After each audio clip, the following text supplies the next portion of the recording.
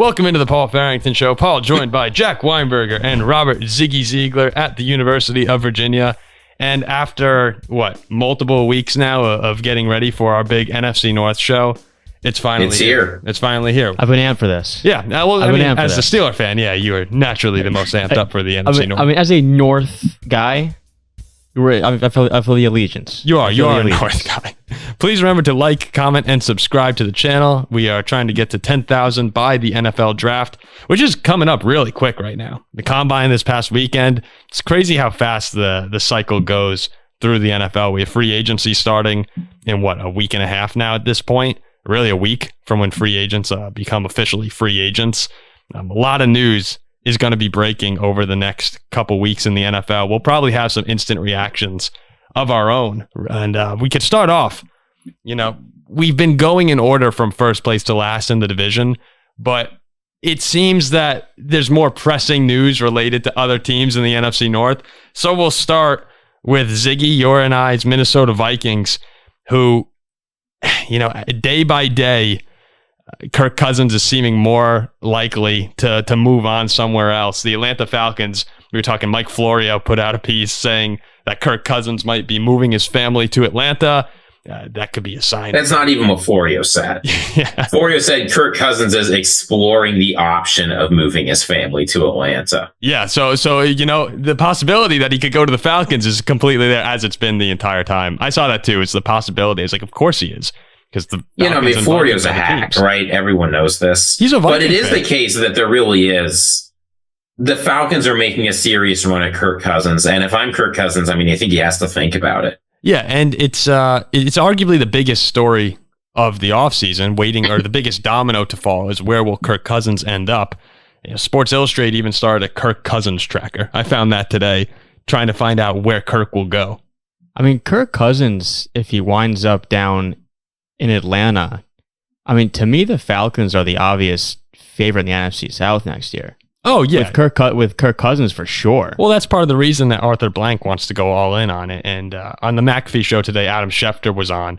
He said, quote, "It certainly sounds like right now like Kirk Cousins has two primary options, the Vikings and the Falcons." He said maybe Washington could jump in, but those are the two suitors. And, we'll talk about what the Vikings can do if Kirk moves on in a second here.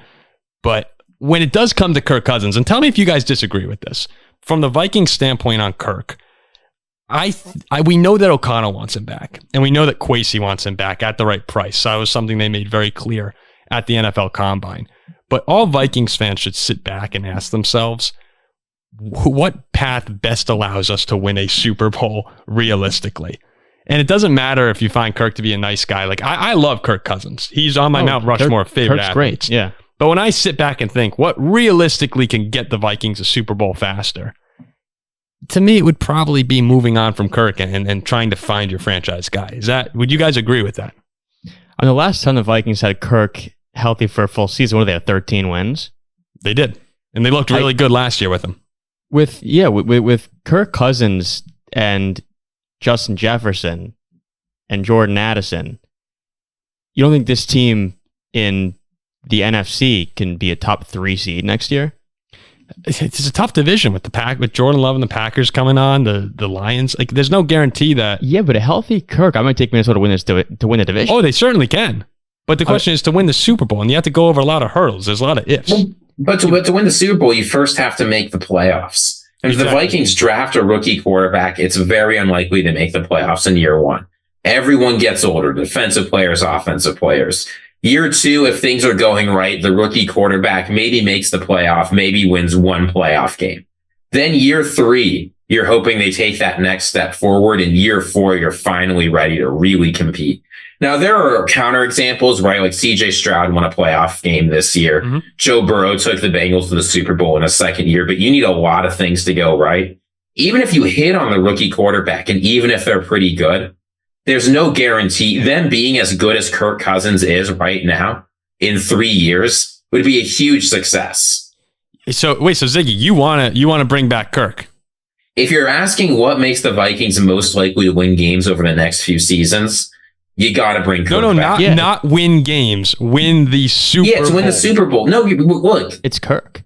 An all-pro rookie quarterback is not walking through the door. Those don't exist. You have to try and find the guy in the draft. Look at all the top teams in the league right now. Mahomes drafted by Kansas City. Allen drafted by Buffalo. Lamar drafted by the Ravens. Burrow drafted. Hurts. Well, but you can draft a rookie quarterback while keeping Kirk Cousins. I'm saying these are all younger. No, I mean you can, yes. Kirk Cousins, he's not going to want a 5-year deal. He's going to want what he always wants, a 2-year fully guaranteed contract. I think he wants 3, but they're getting caught up on the 2025 being fully guaranteed. If the Falcons are going to guarantee him for 3 years, the Falcons are going to guarantee him for 3 years. You offer him 2 years, you offer him a good payday, you bench him in the middle of year 2, and you move on with your life. I also think Kirk Cousins is a whole lot better than a lot of those quarterbacks. Oh, right now, Kirk is awesome. Like it was Alex Smith and Joe Flacco. Like that's why Lamar and Mahomes got drafted. But Kirk Cousins is great. Kirk Cousins, if he played the way he was playing, was easy top 10 quarterback in the NFL before he got hurt. Like I think the Chiefs and the Bills and the Ravens had to draft quarterbacks. I don't think Minnesota does right now. I know it's just it feels to me like you have maybe 2-3 years max of Kirk, and we've seen the same Vikings team now with him for a while. I don't think the defense is ready. Offensively, they'll be great with Cousins, but to me, they need more to elevate themselves to Super Bowl level, and that's where I'm saying I think we'd just be prolonging the rebuild again and again, and now you're talking 7 years maybe until you're ready to compete post-Kirk, post-drafting a quarterback. And I'm kind of just ready for a fresh start. I love Kirk. If we re-sign him, no one will root for him more than me. I think it's time. So you'd rather try to hit him like a Jayden Daniels or someone? Well, we're not getting Jayden Daniels, right? Here's what the Vikings can get this year. They can get the 4th or 5th best quarterback in the draft. Not necessarily. They can move up. Yeah, they can trade multiple future firsts and leverage their whole future on one guy. Yeah, if they love someone, but before we get into this conversation, I did want to say one more thing about Cousins. That I was talking to someone who was at the combine and who spoke with Cousins' agent actually, and apparently Kirk bought. There's this machine for Achilles recovery. It's super expensive that they have at facilities. Kirk apparently just bought one of those machines and has it at his house now and has been using it to recover. And of course, this is Kirk's agent saying this. So no, but I doubt he's lying. Yeah, I doubt he's lying. But he said, it's done wonders for him. And it's no coincidence that Kirk is putting out the videos of him doing, drills on the tennis court, showing off the Achilles, looking good. But the agent says he should be back 100% for week 1. And if you do get a healthy Kirk, the nice thing about his game is he doesn't rely on mobility really at all. I mean, if you watch the Vikings, you know that Kirk Cousins is not a mobile quarterback to any means. He just needs enough that he can step into throws and navigate the pocket. That's all he needs. Yeah. I mean, the counterpoint to me liking Kirk is kind of what you just said is I feel like to win a Super Bowl nowadays at the quarterback position, you need that 3-dimensional mobility type of player. A guy who can use his legs, who can move. Kirk Cousins can't really do that. I mean, Goff doesn't really move that well, and he got right to the NFC Championship. Purdy can move. He's got great. Purdy can. Josh Allen, Lamar, Mahomes, Jalen Hurts, Dak. But there are guys, and I don't want to compare. Dak can't move anymore. He's not that guy. You're thinking of 2017 Dak. He's not that guy anymore. I don't want to compare Kirk to Tom Brady here necessarily, but I'm going to do it.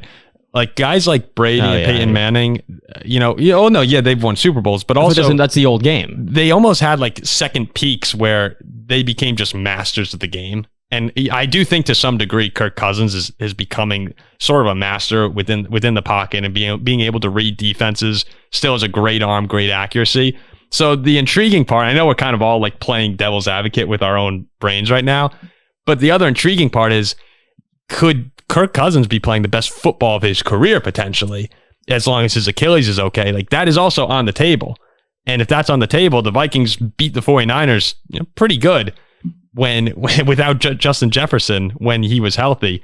So I get the argument that you guys are saying, but here's my thought. Yeah. The Vikings are currently in position to take the 4th best quarterback in the draft. You say they've got a lot of needs and they have a lot of needs. So here are their options. They can try and trade up to get the 3rd best quarterback in the draft. Yeah. Now, they might be able to do that, but they'd be leveraging themselves heavily. And as you say, they have a bunch of needs. So they need Jayden Daniels over the next couple of years to become better than Kirk Cousins. Unlikely.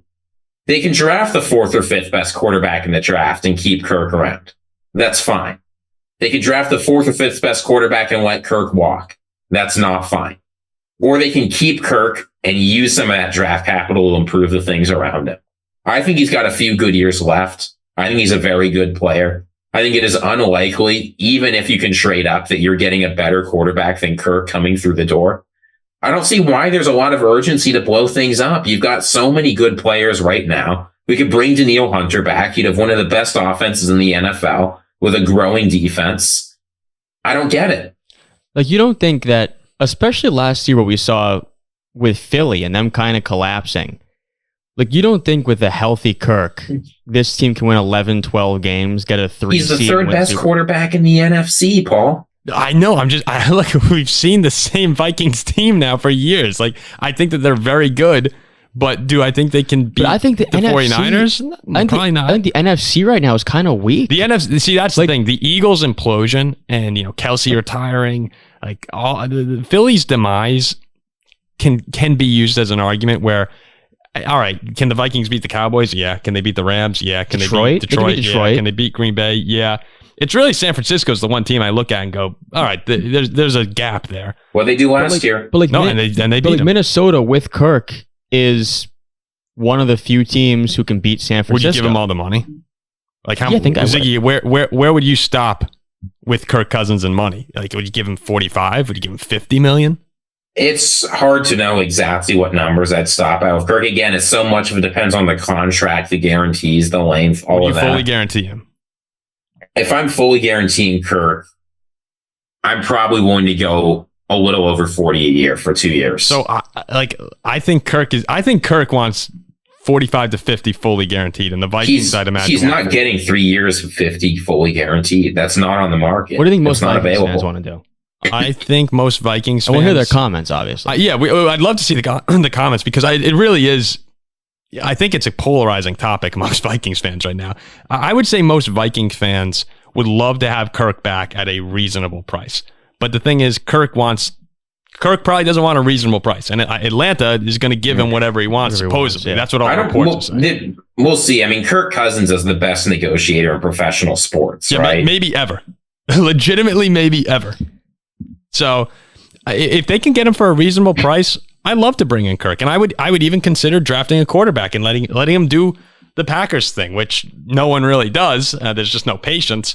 But yeah, if it's between an edge rusher and a quarterback we really, really like, perhaps, I wouldn't be opposed. If there is a quarterback you like, you should take them. What you should not do is trade up to as high as you can get in the draft and leverage everything and let Kirk walk. Well, that's a very different story. I am very confident. We'll do the quick little drafting on the Vikings before we go on to Green Bay here.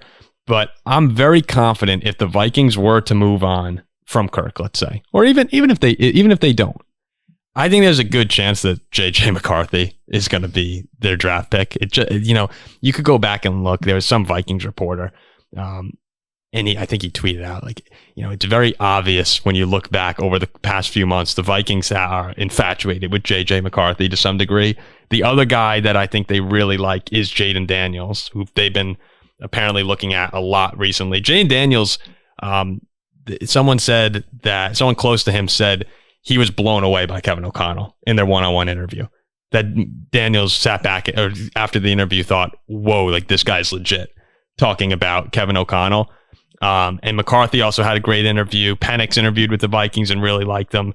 They all had glowing reviews of Kevin O'Connell and Kwesi, which is very encouraging to see. And apparently that trickled down the rest of the NFL, like executives and agents. A lot of them were impressed with the Vikings organization and like the vision they had. So, I'm expecting them to go and get a quarterback. If Kirk's gone, I think they're going to make an aggressive move up for 3 to try and get Jayden Daniels, or maybe even up to like 8 or 9 to get McCarthy. But that's just what I'm thinking right now. That's what my gut is telling me is going to happen. JJ McCarthy has grown on me a whole lot. He has on me too. I throughout the entire season, I've said we've ripped him. I've said all this guy does is hand the ball to Blake Corum. That really wasn't true. Like, he's a much better passer than a lot of people realize. He's smart. He knows what he's doing with the ball. Like his reads are very good. At the end of the season, like that last drive against Alabama and the championship against who the hell was it? Washington. Yeah. He looked great. He was awesome. I'm like, this guy is an NFL ready quarterback. And as the season went on, Is he he really top 10 though? he really did grow on Is he me. a top 10 quarterback? I don't know. I don't know Probably not. I don't know if I like him or Jayden Daniels more. I don't know. Oh, really? You'd have him right next to Daniels? Because I think Yeah. Daniels at 3 is a big stretch as well. Out of those two QBs, I don't know who I like more. Ziggy, who would you, if you were the Vikings in that situation? And you feel free to throw in Penix or Bo Nix, but Those guys are clearly. There's a tier 1. There might be Caleb Williams, and maybe you throw Drake May in there, or you can put him in tier 2. Sure. After those guys, there's a big drop off, and then McCarthy. I have some problems with McCarthy. I worry about the fact that by success rate, the only throws he was really good at were screens. You saw this during the throwing. He's got a decent deep ball. He can throw a good short ball, but some of those intermediate passes, especially on the left side of the field. Yeah, no, I know. I saw those. But him and Jayden Daniels both have problems. Daniels, the problem is that I really worry about the frame. And I really worry some of those numbers were elevated by the LSU system. But after those guys, there's a clear drop off. Yeah. I don't know who's better. I think it's unlikely that anyone's going to be able to figure out who's going to have the better career. There's interesting things in both of them, but they're clearly ahead of Penix Jr. and Bo Nix. Yeah. I'm not sure either of those guys go day one. Let me make one thing I don't think they will either. clear. Oh, I think one of them will at least. They'll be fringe. Let me make one thing clear though. I wouldn't be all in. If the Vikings trade up for Jayden Daniels or McCarthy or just took McCarthy at 11, whatever it would be, I'm not saying I'd be very confident in the selection. Now, I do think O'Connell wants his guy, and I trust the drafting, even though I'm skeptical of Kwesi's decision-making to a degree. I'm not saying it'd be the right move to go and do it, but that's what I think they will do, is go get one of those quarterbacks. So yeah, we'll see. We still need to see what happens with Kirk. If the Vikings go and get a quarterback, it is likely that quarterback will not be a Pro Bowl all-pro player. That's just the most likely outcome, no matter who they get. It is. But Kirk Cousins is that. I know, but the last thing on this one will be is I think there's a better chance, or I think that it's worth the chance that hoping that guy is an all-pro level quarterback who can take you to the next level than continue to ride with Kirk and what we've been. That's my thought on the Super Bowl quest. But yeah, I mean, I'd love it. Look, if we get Kirk back, I'm not going to complain. He's awesome. And who better to groom a young quarterback than Kirk Cousins? That's another thing you can think about. So yeah, Vikings fans, let us know in the comments section whether or not you want to bring back Kirk. Because clearly we're divided on it here. Even though at the end of the day, I think we all enjoy rooting for the guy.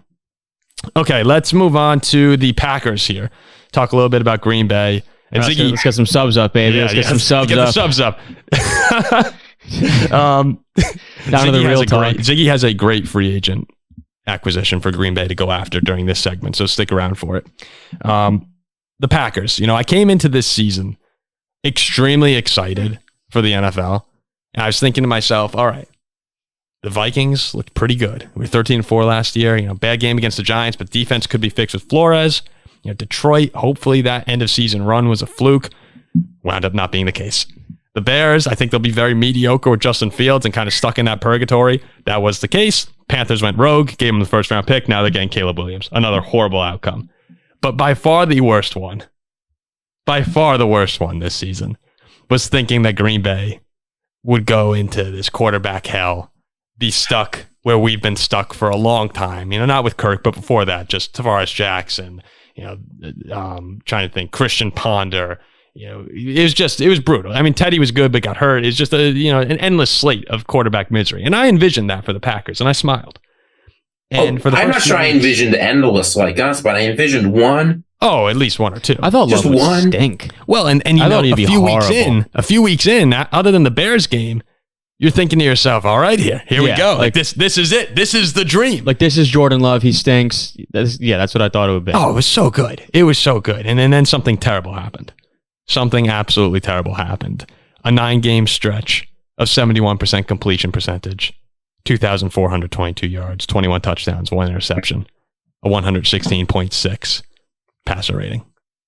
Unbelievable. I mean, I said he was the best QB in the NFL. football. Like he was the MVP last 9 level weeks. football. Now, a lot of people, including this show, have questioned what the hell happened. How did this happen? Packers fans in pure ecstasy, NFC North fans in pure disbelief and heartbreak. What happened here? Love went on Micah Parsons' podcast 3 weeks ago, I think. 3 weeks ago during the Super Bowl. And, Mike had the same question. He's like, how did you guys turn it around? And this is what he said here. He said, after the Vegas game, I threw 3 picks in that game. We lost, threw a pick on the last play of the game.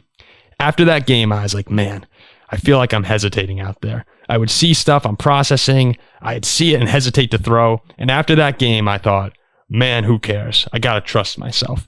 I know I'm a great player. I know I can read a defense right and put the ball where I want it. So I just got to trust myself, let it rip, and be confident out there. Said the locker room was great, no finger pointing. And we can do all the film analysis we want, and I'm sure you could find little things that he changed. I truly think that the turning point for Jordan Love last year was all mental. I think that he ultimately just had to get over some of his own demons. And once he started to get comfortable and confident, all the athletic tools are there. The mental game is clearly there. And then it was just a matter of how good could this guy get. Like, I think that's our answer. Does anyone disagree? I think you could see it in the relationships that he had with the wide receivers, right? Because early in the season, everyone looked confused, right? Jordan Love looked confused. Receivers were starting to get open, but they weren't getting the ball on time. There was miscommunication on routes. And I think a lot of that comes down to what Jordan Love just said it was. He was hesitating and he wasn't trusting himself. The guy that they were seeing in practice was not the guy they were seeing on Sunday. But once Jordan Love sort of, as he said, he had that realization, he started playing the way he was practicing. You could see it almost overnight. The receivers knew the routes to run. The balls were getting to them right on time, right? It seemed like everything was perfectly in sync. Even the offensive line started playing a little bit better. Like once Jordan Love developed that confidence, you could just see it's exactly the same guy that everyone had been talking about all that time. And it's so frustrating. Well said. When you finally have that first good game, when you turn things around, that's the confidence boost, the confidence level you need. You're like, okay, I can play in this league.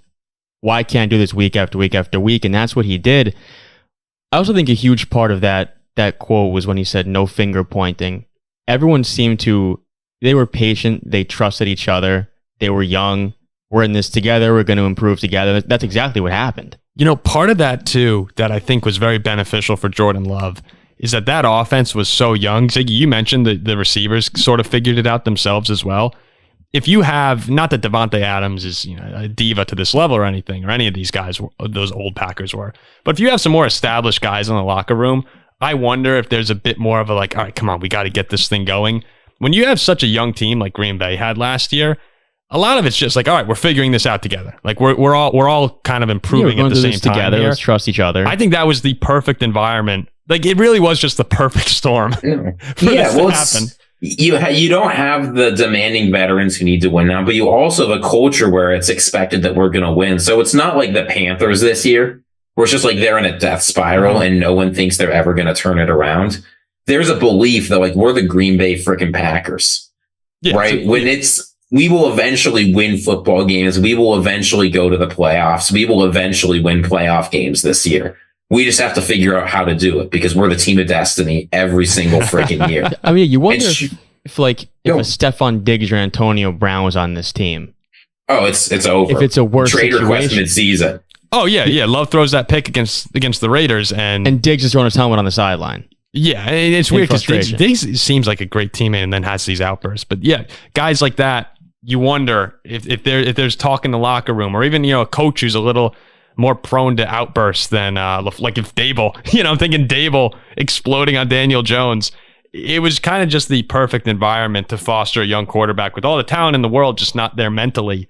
Think about like your job. I mean, anyone listening or you guys, like think about, Ziggy, your first day teaching. I'm sure you're a little nervous going up there in front of all the students and then, give it a couple weeks. All of a sudden, there's probably that one lesson. For me, there's that one piece of editing that I did where all of a sudden I'm like, oh, I know what I'm doing now. Like this makes a whole lot more sense. And especially when you're involved with everybody who seems to be on the same page and your age. And like when all things are clicking, there's that extreme confidence, like, okay, why we can do this? Yeah. Why can't we do this? And that's exactly what happened.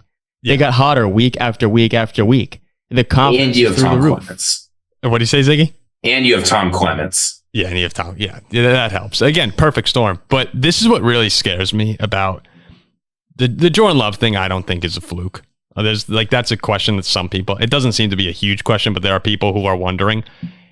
What scares me about this situation is you think about the best quarterbacks in the league right now. Like Mahomes came onto the scene and was basically good immediately. Stroud right now had a few games really good. Josh Allen had a bad year, then got really good. The best quarterbacks in the league, it doesn't take that long to see how good they are. Big Ben. Yeah, I mean most of these guys, the guys who are really good come on and play really good football. There's very rarely do you see someone blossom year 3 or 4, and you might say, oh wait, Paul, Jordan Love's in year 4 last year. But it was his first year playing. The difference is it's his first year playing. Yeah. Once these guys play and they're on the field, the great ones make an impact immediately. And that's where I would go, oh man, really in the grand scheme of things, I know it was a big turnaround, but it didn't take Jordan Love that long to get good. And you'll have a lot of these people saying, and this was me for a while, can Jordan Love repeat this? This was this fluky, this was incredible what he did. But the other side of the ball is, why isn't there reason to believe now that Jordan Love can do it for all 17 games as opposed to just 9? He'll come right back and pick up where he left off. Why isn't that a belief? Yeah. That's the scary thing. Now, how can Green Bay improve on last season? Defensively is where we're turning our attention to. The offense should be great again. Now, Ziggy made a great point to me, Jack. We were talking about different guys the Packers can go after in free agency, and some huge names come up like T. Higgins at one point. I heard a Packer podcast talking about T.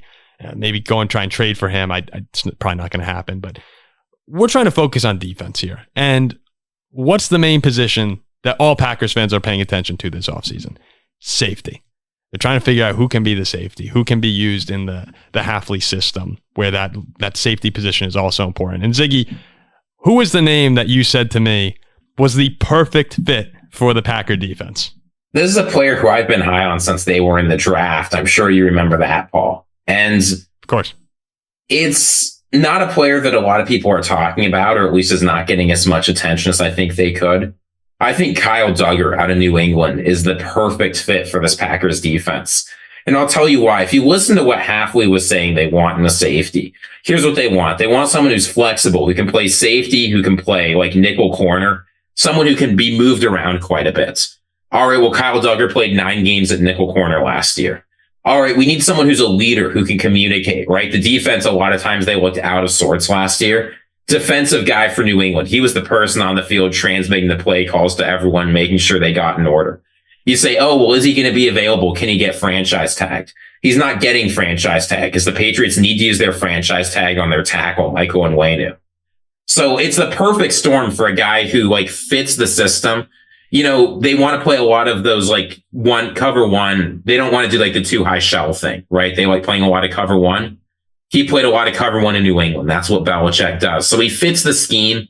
The talent fits. He should be available at a reasonable price. These safeties aren't like wide receivers. You don't need $25 million a year to lock down a good free agent wide receiver. And we saw, adding a safety can make a huge difference. I think what happened with the Falcons defense last year, huge difference just bringing in that safety, because these are the playmakers, right? They're the guys that make those big, flashy, huge plays. And that's what the Packers need. They need someone who's good in run defense. They need someone who can generate big plays. They need someone who fits the system well. Kyle Duggar is exactly that guy, and I think I know exactly where he's going. Didn't he go to some obscure college? Duggar? Yeah.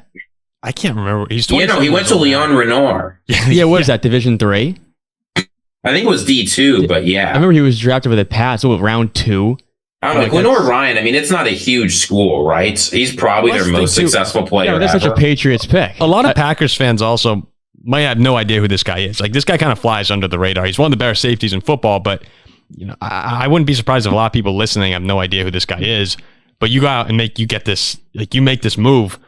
Like you said, Ziggy, it's a perfect fit. I love this quote from Halfley. He goes, I want a guy who can erase things, eliminate explosive plays when we play defense. If a run hits up the middle, this guy's coming out of nowhere, middle of the field with his hair on fire. He's able to get the guy down. I also want a guy who, when the ball carrier is wrapped up, goes and finishes off the pile. And he just continues to go on and on. Like, I want someone sideline to sideline, someone who can make a play on the ball.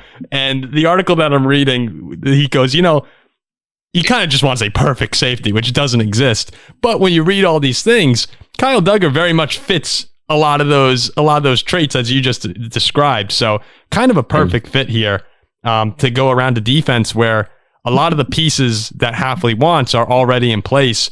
You know, he had this quote. I couldn't stop laughing. Maybe because I'm like, you know, a 10-year-old kid at heart. Hafley said, "I can't wait to get my hands on these guys." And he goes, "I think there's quite a few cornerstones already in the building." So you go ahead and shore up that secondary where there's only 3 safeties, I think, on the roster right now, or who would be on the roster. This becomes a more dangerous unit. And I think here we go again. It's big too, as Ziggy stated. You can get a guy like Duggar for relatively cheap. I mean, nothing to break the bank. Yeah, Ziggy, do you know what Duggar would go for? So I'm not entirely sure. My guess would be I'm assuming he signs a deal just outside the top 5 safeties in the league. So something between 15 to maybe 17 million a year. Yeah, over I mean, 4 not years. necessarily cheap, but I mean, not no, but like impact player worth the price. I mean, you compare that to people were talking about bringing in T. Higgins, right? T. Higgins is getting paid 22 this year, and he'd want 25 APY. Yeah, and what's more valuable to Green Bay? You've got the receivers. You'll find a way to get the tight ends. It's a deep receiver draft you can take one if you want. What you need is a functional defense. You know, Kyle Duggar, he's known for getting defensive touchdowns. He had 3 in a season. You need a guy who can get turnovers. He consistently generates interceptions. And he's stout in run defense. Mm-hmm. Like, again, ask the Packers, what were they missing last year? They would tell you a guy that can tackle and a guy that can catch the ball. He can do those 2 things. And when you feel like you can win a Super Bowl and you're ready to win a Super Bowl, you're missing a couple pieces. Go out and do Super Bowl things and get those missing pieces. Yeah, you actually sound like Brian Gutekunst. I believe he said, we're not going to go out. I'm paraphrasing here. He essentially said, we're not going to go out and unnecessarily spend money on these guys. But if the right guy becomes available, we're not afraid to go after an impact player because we believe we can win. And they have so much cap space, especially if, like, I'm expecting David Bakhtiari gets cut. Yeah, what's that frees up, like 21 million, I think. You can free up even more. If you want, you can free up, I believe, a little over 30. I think someone asked us about that on the mailbag a week ago, maybe 2 weeks, about what's going on with Bakhtiari. All signs indicate he will be cut by the Packers, and I think it's a good move. You know, I think it would be a good move. Yeah, to free up 20 mil. Yeah, go get your safety. Yeah, exactly. Okay, so we'll hit on some more Packer Viking stuff in the mailbag later, which will come out probably tomorrow, because this will be a lot of NFC North, obviously, today. Okay, the Chicago Bears. Then we'll hit the Lions last. There really aren't a lot of teams that are in better shape to have a good future than the Bears. Now, there's a lot of like little caveats in that, but the Bears, the writing's on the wall for them to be very good over the next few years if they don't screw this up, which, you know, obviously the Bears tend to do that. But $82 million in salary cap, 4th in the NFL. They have the number 1 pick, and all signs at this point seem to indicate that it will be Caleb Williams, as we said on this show. It has to be Caleb Williams. So what I wanted to ask you guys is a couple of quick questions on Chicago here. They go out and get Caleb. Okay, defense played really well down the stretch of last season. They have DJ Moore. Maybe they go and get another weapon here or there. Could this Bears team actually be a sneaky wild card threat for next year? I mean, if Caleb Williams is what people think he will be, yeah. Mm-hmm. I mean, you know, I don't love him, but he does have a lot of skill. Arm strength is crazy. Like, he can do things that not many others can do. In the NFL, too, not just in the draft, and the NFL. And right, yeah. Like, if that translates, then yes. And you got DJ Moore. I mean, if he is what people think he's going to be, then they're a wild card team, yeah. I mean, people talk about Caleb Williams like he's going to be the best quarterback prospect ever. Yeah, so I mean, at one point, like before November or December. If he is, then you'd have to say they're at least a wild card contender. Ziggy, what do you think? I don't love him like most people, but yeah, I mean, there's a lot of reasons to be optimistic, right? The Bears finished strong last year. The coaching staff, if you believe in them, they're starting to establish things. They got a lot of picks in this draft. They just traded away a 5th rounder for Ryan Bates to play swing interior offensive line, which is good. The interior of the offensive line, those guys can't stay healthy. Yeah. But so there's a fair amount to look forward to of the Bears. I'm not sure I agree they've got one of the brightest futures. They have a chance to have it, right? Yeah, but when you're talking about brightest futures, I mean, that's assuming they hit on everything. They may or may not. The Bears have a better chance than any other team in recent history to improve. That's what they've got. They've got a big improvement opportunity. They're going to take Caleb Williams. It's all but settled. They're going to sign him. He's going to do his thing. You've got an offense that hopefully improves. You got a defense that after the Sweat trade last year looked a heck of a lot better. Oh, yeah. What a great trade. Am I expecting huge things from them right away? No, but I was talking with a Bears fan earlier today, Weston Dow, and it's like, the Bears don't. If Caleb Williams in his first 2 years wins a playoff game, Bears fans will be thrilled. Oh, right. Yeah. The expectations are not sky high for what he can do. They want competence and they want him to do a decent job.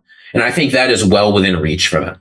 What did this Bears team have last year? They had 7 wins, right? They were 7-10. 7 wins, yeah. And what they end the year winning, like 4-3 or 3-4 or something like that. Yeah, they won a whole bunch of games to end the season. But they were also competitive, even in some games. They were a competitive team after going over a year. I believe they went October to October, calendar year without winning a game. What is a realistic Bears fan expectation for with Caleb's rookie year? 9-8. I think you're hoping for 8-9, 9-8. 9-8. I don't think you care about the rookie year record one bit. No. But if you were to say hey, let's set a win goal. If you're 9-8 next year with Caleb, I think you're very happy, and you go, okay, now we can build on this on a rookie contract. Beat the Packers once. Yeah, beat the Packers. Well, but seriously, when you watch the Bears last season, remember the Viking Bear game on, I think it was Monday Night Football? Fields was pretty bad in that game. There were a lot of throws that he made where you go, man, if they just had a quarterback who could get the ball there, this team could be really good. And that's why I look at Chicago, and I do think Caleb's going to be very good. So with the way the defense played and the pieces that they have and the money they have, I think that they're a sleeper pick to contend for a wild card next year. It's pretty aggressive with a rookie quarterback, but there's a lot there that you can be happy about if you're a Chicago fan. Oh yeah, I wouldn't go next season with that as the expectation. That's not the expectation at all, but they're sneaky. I'm going to say what I said last year with Green Bay and Jordan Love is you want to see things that shows you, okay, Caleb Williams can do this at the NFL level for a while. And just progression, some improvements week by week, even if it's very steady and very slight. Exactly what I said last year about Jordan Love, and he exceeded what he was supposed to do. Yeah, it's ridiculous. I mean, look, they don't need him to light up the world and have a CJ Stroud season. They just need him to be pretty good. But again, to put into perspective what this might mean for Bears fans, the Bears fight song, right? What do they say, Paul? They say, we'll never forget the way you throw the nation with your T formation. Yeah. That was the 1940 championship. That was like the pinnacle of this team. Besides maybe the 85 Bears. But, the 85 Bears, that was almost 40 years ago now. It's been so long since this team has done anything. Just Caleb Williams for 4,000 yards would make him the best quarterback in history. Who's the best QB they've had now? Jay Cutler?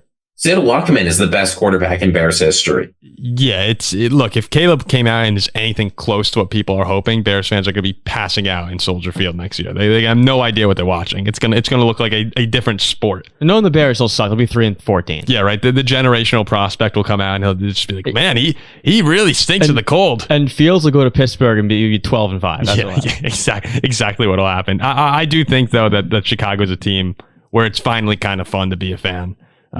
Where it's been years and years and years of just being completely miserable. So, and one thing on Caleb Williams too is I know a lot of people. Ziggy and I had a long texting conversation about this about a week ago, where Fields isn't throwing at the combine and Fields is having issues with signing with his rookie deal. Like, will he want to go to Chicago? A lot of people are bringing up all these issues that the Williams camp is bringing up, and I do think that these are going to settle themselves out. It is frustrating, and there's definitely a little bit of eyebrow raising with, okay, like, why can't you just go with the system here? Like, there is a sense of entitlement that I find unattractive from the Williams camp. But when you look at, it's almost like draft day with Bo Callahan. It's like, all right, what's wrong with this guy? Let's find the problem. Yeah. But I do think when you look at all the teammates, unlike Bo Callahan, you look at all the teammates, everyone seems to like Caleb Williams. It seems like he's a good dude, a fun teammate to have. I don't think he's a locker room cancer. It just seems like he's more of a, this draft process kind of. He wants to make money. He's a diva. Yeah, he's a little diva who kind of wants, not a little diva who wants money, but that's kind of how he's behaving. Look, the camp is behaving. I'm sorry. He's going. Yeah, I mean, a lot of this is coming from his dad. What does Caleb Williams say? Well, Caleb Williams says, "I'm excited to go to Chicago. Yeah, I'm really excited. I want to be the guy they want to be. I want to make history there." He said, "I'm giving my medicals only to teams that can realistically draft me." A little weird, but whatever. There's nothing to worry about here. The Bears are going to draft Caleb Williams. They're going to get him another weapon. I'm thinking like Rome Odunze out of Washington. I think is probably going to end up there. It's going to be great. We got to find Lincoln Riley and ask if his teammates went to his birthday party, right? Yeah. No, I like Caleb. I think he's going to be great in Chicago. If they all showed up, it's all systems go. Last thing I want to talk about with the Bears here. Adam Schefter said about Justin Fields, I don't think the market for him is as robust as the Bears, and he had the thought. They talked about hoping to move on from him, and if they're comfortable with a quarterback in this draft by the start of free agency. Diana Rossini also said there was an executive who said to her, when people know you want to move on from someone, that's stupid. That value, I think it's to some degree, right? That is somebody who does not understand at a basic level how a market works. If you think that the fact that the people know the Bears want to trade Caleb Williams means they're getting a penny less for him. Yeah, I guess. Here's what matters, right? If you have two teams that want him, they have to bid against each other. There's the how many times have teams said we're going to trade this player? Like, remember Tyreek Hill? He was gone, right? Yeah. The Chiefs just said Dolphins or Chiefs. Who's going to give us more? And end up being the Dolphins. Yeah, excuse me. Is the Dolphins or the Jets? Yeah, no. You do bring up a good counter to that. Yes. This is just not basic economic theory. That's not how a market works. But here's the thing. I think we are going to hear we're doing right by Justin Fields when he goes for a lot less. Mm-hmm. The reason you're not seeing a trade is because the trade for Justin Fields at this point, if you trade for him, he's probably going to be your starter. You'd be saying, we don't want to touch the free agent quarterbacks. We're so confident in Justin Fields that we're just going to trade for him and let him go. Like, the Falcons might end up with Justin Fields, but they want to take their shot at Kirk. The Steelers might end up with Justin Fields, but they want to see what's available. Yeah. The market for Justin Fields is low because people don't feel that high on him. He's not the kind of guy who you can be confident will be able to start for you next year. Yeah, no, I mean, he hasn't shown the ability to progress as a passer, really, in his entire career. He's never been a net positive passer, Paul. Yeah. Never. So it's just like, he could wind up in Pittsburgh. It seems like a lot of people think Pittsburgh's a place. And the running is great. I mean, the running is very exciting. Again, he does that better than almost anyone in the league, other than probably just Lamar Jackson. So it's the hope. Can we finally unleash him as a passer? And I think for some teams that's fine to go after and see what you can do. But there's concerns. I'd love to have him in Pittsburgh. Well, it'd be fun. I think he'd be very solid. Would you rather have him or Russell Wilson? Honestly, probably Justin Fields. Because a lot of people are saying Russell Wilson to Pittsburgh. I mean, do you think that Pickens and Deontay Johnson is the best receiving core Fields has ever had? I mean, yeah, right? Like, by a lot. I don't know. Their receiving, I'm not sure that's that much better than the receiving core the Bears had this year. I think it's a good deal better. Well, you had DJ Moore, like Mooney.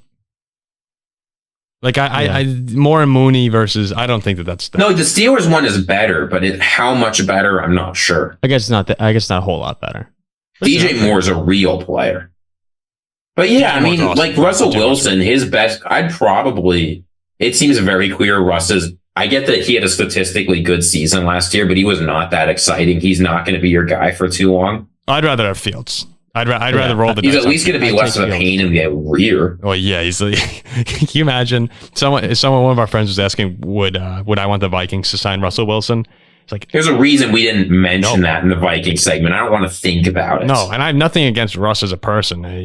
There are stories that come out where you raise your eyebrow. I've heard some things that I've raised my eyebrows about, but I don't want Wilson coming into that locker room. Not that he's going to blow it up or anything. It's just he's older. It's so much attention. It's such a distraction. Yeah, it's just at this point in his career. If he was 5 years younger, sure, like, let's do it. Yeah, Russ right now is not a QB who can win you a Super Bowl. And you'd probably say the same thing for Justin Fields, but if he's in Pittsburgh, you go, well, maybe it works. And if it doesn't, we move on. I think Fields, you can hope that he can. Was he 25 years old? Yeah. Like Russ, he kind of lost that hope. I mean, Colin Cowherd said he would love Russ to Pittsburgh. He thinks that bringing in a more established guy, veteran presence would be good for that team, especially when you have the divas they have in that locker room. I kind of see where he's coming from, but personally, as a fan, there's I'd a better chance Fields to win with Fields than Russ, in my opinion. I think it's the other way around. But boy, I mean, bringing in Russ to corral the locker room personalities, really? No, locker room personalities emerged in Denver because of Russell Wilson. that was kind of my thought on it too. If he has 1 year though, where he can kind of turn back the clock, Pittsburgh would be a good. Russ was good this year, right? Like he wasn't perfect. He wasn't prime Russell Wilson, but he was a good quarterback. Oh, give me prime Russ in Pittsburgh. I'd sign up for that. If he turns back the clock 1 year, if you're getting 90% of prime Russ, that's pretty good. And this year he was about 90%. Oh, 90% of prime Russ. Are we talking you into Russ over Justin Fields? I mean, 90% of prime Russ would be the second best odds in the AFC to win the Super Bowl. All right, let's get back to the NFC North. It's so easy for this show between the three of us. When Zach's not here to corral us, but wouldn't you agree though? I think Russ in Pittsburgh. Prime Russ in Pittsburgh, is that the second best Super Bowl odds in the AFC? Yeah, not second best, but if I were a Steeler fan, I'd be more excited for Justin Fields. Russ could really blow up. He's more of a dice roll. You kind of hope. I mean, they're both dice rolls, but I do think that Russ. I don't think he's bad. I think he still has some good football left in him. It's just, does he have enough to lift that team to another level? I probably not. But both of them are. I would not be surprised if one of them starting in Pittsburgh next year. Probably better than Pickett. They're both better than Pickett. Okay. How about we talk about the NFC North champions? Yeah. How about the NFC North champions? The Detroit Lions. To many casual fans, I'd say Detroit was surprisingly good last year. But if on this podcast, we talked about Detroit and we were sort of hopeful that they wouldn't turn into the I don't want to say NFC power, but to some degree they were to be as good as they were this past season. You kind of saw the writing on the wall at the end of the 2022 season when they went on, I think 8 out of 9, something like that. They won. And you could tell, damn, this is a pretty good football team. And it didn't take long into this season to say, damn, this actually is a really good football team. And I think that Brad Holmes and Dan Campbell have done a great job with them. It's one of the best coaching to GM tandems that you have in football right now. A lot of people at the Combine were supposedly impressed with just how Detroit's gotten it together and set a winning culture for a team and an organization that has just been losers forever. They should be great again this next season. What they need is help in the secondary. They need to go after a cornerback. So I did want to ask you guys, L'Jarius Sneed he's got the franchise tag from the Chiefs, $19.8 million on it. He could wind up fetching a second round pick, getting $20+ million a year. If you were Detroit, who had Cam Sutton, the former Steeler, look bad last year. Emmanuel Mosley tore another ACL. Yeah, they were starting guys that were cut from the Eagles practice squad. Would you go make a move for L'Jarius Sneed and try and really go all in on this defense, on this team? The Chiefs are not tagging L'Jarius Sneed unless they really want him around. Wait, I thought that they planned on doing, or had they done it already? I thought they tagged him. No, they did tag him. I said they're not tagging him unless they're tagging him because they really, really want to have him around, right? Because Chris Jones is not a lock to re-sign with them. He's going to enter free agency. Mm-hmm. If they didn't really want L'Jarius Sneed, they would have used the tag on Jones. So let's be clear, they want him there. That means the only way you're getting him to part ways is with a huge deal. Okay. A lot of draft capital. But, I think about what the other options are. You can go for Jalen Johnson, but Jalen Johnson, I think the Bears have enough money to match or beat your contract. Yeah, agreed. And who's left after that? You got Xavier Howard, Kendall Fuller, Awuzie from the Bengals, maybe Stephon Gilmore. Those are like the next best corners in free agency. Xavier Howard, he sounds exciting, but if we, producer Zach's not here to complain about him, but all these injuries have added up. Yeah. Kendall Fuller, he had some real trouble in coverage for the Commanders. The rest of those guys, Stephon Gilmore's 33 now. So while I wouldn't be willing to give up, say, like 2 first-round picks, giving up significant draft capital and the big deal is the only way you're going to get a significant upgrade at cornerback this offseason. And you have to have it. It was such a problem for them during the regular season and really during the offseason. You need to have it. Cam Sutton, who was expected to be brought in there and be a solid cornerback, was absolutely horrendous.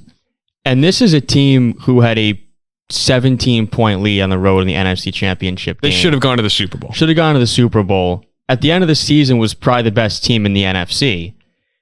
Has every single piece. They're in a Super Bowl window. And as I said before, when you're in that Super Bowl window, you got to go out and do Super Bowl things. And you're lacking in one position, and that's a corner. I think there's no excuse out there not to go out and get your lockdown corner. Yeah, if they had a number 1 alpha corner, think about the Detroit Lions to end the season and what number 1 receivers were doing to them. During CeeDee Lamb, didn't CeeDee have like 230 yards in the fantasy championship? And who? Jefferson had some. I think Jefferson had a monster game on them with Mullins. It was unbelievable at the end of the season. I don't know if it was Dan Campbell. Somebody within the Lions organization said that we need to go out there and get somebody who can guard a number 1 receiver.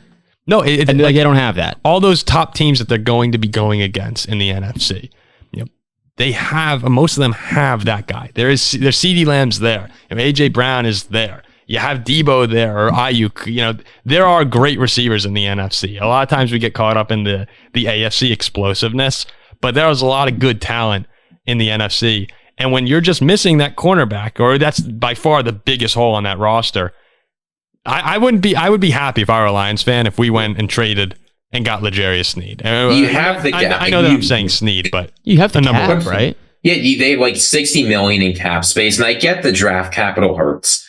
But you want to hear L'Jarius Sneed's numbers versus wide receiver ones this year? Please. And this guy had the highest shadow rate of any cornerback in the entire league. What does that mean? That means he was one-on-one on an island more than any other player in the entire NFL. Calvin Ridley, 2 catches, 32 yards. DJ Moore, 1 catch, 4 yards. Garrett Wilson, 3 catches, 24 yards. Justin Jefferson, 2 catches, 14 yards.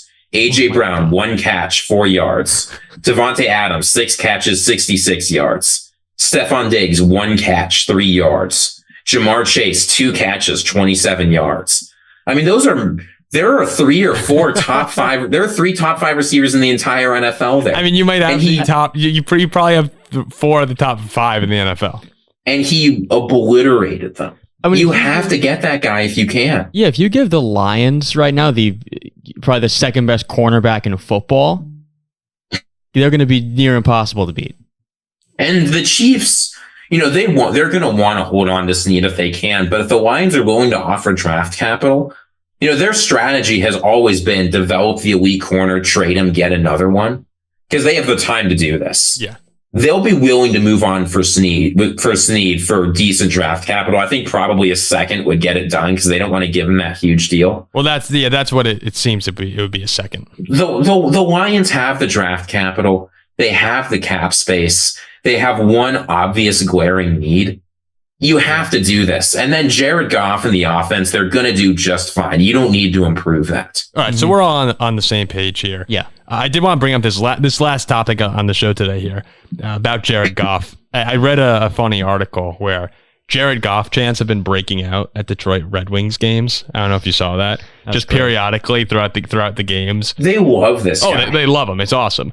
But a couple people in Detroit, like media guys out there, are starting to get upset with the Jared Goff chants at the Red Wings games. One of the Red Wings network guys was saying it's starting to get stale.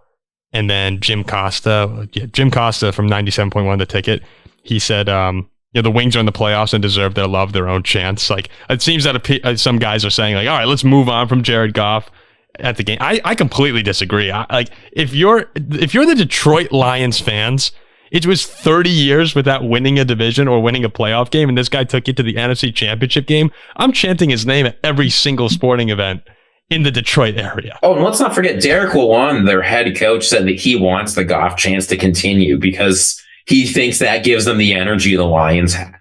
Jared Goff he is such a Lions player. He's completely cast aside by the flashy LA Rams. He comes into Detroit. He says, I'm going to work hard and elevate this team. He did exactly that. I love that the city has embraced him. I'm trying to put into a perspective like a team who stunk for a long time. The Pirates, chanting McCutcheon at every single game. If you're at a Steelers game, a team who's been good, and you're chanting like, "Oh, Neil Cruz." I understand it. I do get what they're saying. Where the Red Wings players might be like, "All right, like this is our team." Oh, well, but then the Dylan Larkin chants come in immediately after, so it's fine. Yeah, what are Detroit fans like going against themselves? Like some people chant. No, I mean, look, it's Detroit sports teams. I mean, let's set aside whatever the Pistons have been this year. They're finally sort of on the up and up. Yeah, if you can keep that energy going, 2 wins in the middle of December. Yeah, keep the link between the Red Wings and the Lions going. Like, go for it, man. I think it's There's cool. no problem. I think it's here. cool as a city to kind of all like like you said, combine the sports teams and kind of have that link there. I think I'd lean towards it being a little bit messed up. So maybe not during the Super Bowl run, but at this point, I think during the football season, during the run was great, but not during another sport. Do you know how much of an impact you need to have where they're chanting your name a full month after you've been eliminated? At a hockey game. And it's Jared freaking Goff. It's Jared Goff. That is so cool. Dan Campbell actually said, someone asked him, is Goff, Goff's kind of viewed as someone who can't win a Super Bowl. What do you think about that? And I thought Campbell did a nice job. He's like, he says it's because it hasn't happened yet. That's the only reason people are saying that. He said Goff's a winning quarterback, and you can win in this league with this guy. He showed it last year. They went to the NFC Championship game. Let me give you a resume. A guy goes to the Super Bowl, then he goes to a perennial loser, and in a couple years they're in the NFC Championship game, and you're saying he can't win? Oh, and the Rams, and let's just say the Rams were also big losers for a long time before getting Jared Goff. A guy who loses a Super Bowl to the best ever, and then goes to the Lions and goes to the NFC Championship, can win a Super Bowl. That's just here's where you could kind of like full circle this conversation. If you do say that Jared Goff can get to a Super Bowl, you would probably say Kirk Cousins can get to a Super Bowl then too, right?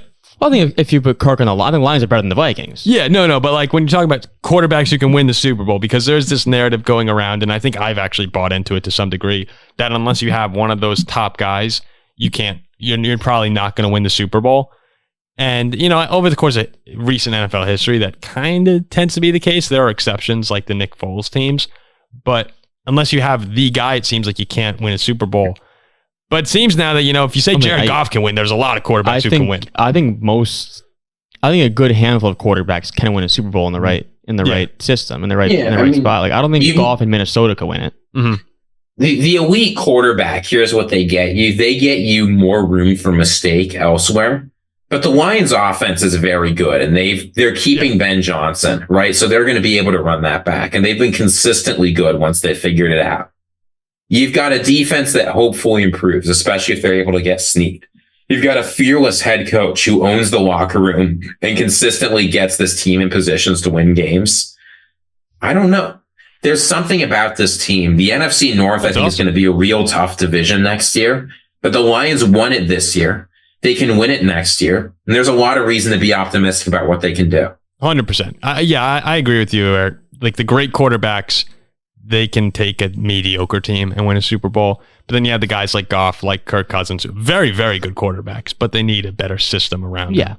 Purdy. That's not everyone's going to be the best quarterback in the NFL. Yeah. But you're right. There's nothing wrong with only being well above average. And you don't have to be the best in the NFL to win a Super Bowl. You're telling me this year Brock Purdy couldn't have won it. They had the game won. Yeah. I mean, the Lions should have been in the Super Bowl. Yeah. But it certainly helps to have those guys. But what'll happen is a lot of those guys in the NFC who could win it might go there and then lose to Mahomes. That's what everyone talks like Jared Goff's an old man. He's 29. No, Goff's young. Goff might even have his best football ahead of him. I thought Goff was like 36. He feels the Lions. Yeah. They've got their guy. There's zero reason not to keep him around. There was a lot of talk, are the Lions going to be looking to move on from Jared Goff? That's absurd. I don't think so. That's a ridiculous If I'm conversation. the Lions next year, like I'm going in wanting to win, expecting to win the Super Bowl. Like that's my expectation. Yeah, of course. Go win the Super Bowl. If they go get a cornerback, like we said, their team is loaded. Yeah. It's the NFC North's going to be, if Caleb's good and Kirk comes back, which, who knows. Love picks up where he left off. That's going to be division. That's going to be It might be the most fun division in football next year. Early last season, like October of last year, when the Vikings are 1-4 or whatever we were, the Bears sucked, the Packers looked horrible. It's like, man, the NFC North has a lot of tough sledding ahead. To now where we're at is a ridiculous turnaround for the entire division. Yeah, it should be good. And the Vikings are probably going to be the worst team next year after we move on from Kirk. But all right, there you go. The NFC North breakdown. Not much of a recap. At this point, we're past the recaps. It's about looking ahead in football and finding ways. With the NFC North, there's so much exciting stuff to look forward to. I feel like we barely hit anything. When the draft comes, there's going to be so many more opportunities to talk about this division. Yeah, so we'll have a lot more. Obviously, a lot more NFC North content coming out. It is, in my opinion, the most fun division. The AFC South is right there too. That's a fun division to talk about. The AFC North is also going to be real fun next year. It's a good time to be talking about these teams. It's just a great time to be talking about the NFL in general. A lot of good stars, a lot of pairs. Yeah, there's nothing like early March for talking about the NFL. It's the best time. We're trying to find topics for Colin's podcast, and I'm talking to the producer today, and I'm just like, yeah, Josh, like, this is the worst time of the year to be talking about football, but here we are somehow having, an hour conversation about Jared Goff and Kirk Cousins. So I could probably go longer. We could, but we won't, for your sake, for Ziggy's sake. We'll see you guys later. Thanks for listening. Please remember to like, comment, subscribe, and we'll see you next time.